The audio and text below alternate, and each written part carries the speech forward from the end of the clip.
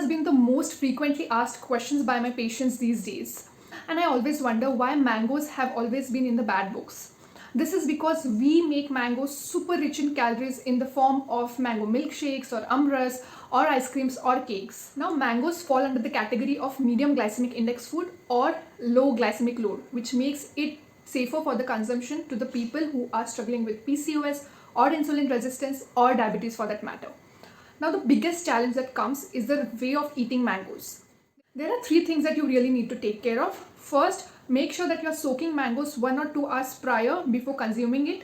This will help to reduce the phytic acid content in the mangoes and it will unlock all the nutrients of mangoes, and also acne won't flare up on your skin. Second, if you have any underlying conditions such as PCOS or insulin resistance or diabetes for that matter, make sure that you're combining mangoes with some nuts and oilseeds or yogurt for that matter, but also consulting a qualified nutritionist and you are under supervision of her. And the third and the most important thing is the timing of consuming mangoes. Most of my patients, I see that they consume mangoes along with their major meals. Do not consume mangoes along with your major meals. Try to have it as a snack or as a pre-workout snack or as a mid-meal. So yes, do enjoy this juicy fruit this season, and do share this reel with your friends or family who loves eating mangoes but are scared of eating it or feels guilty after indulging on it.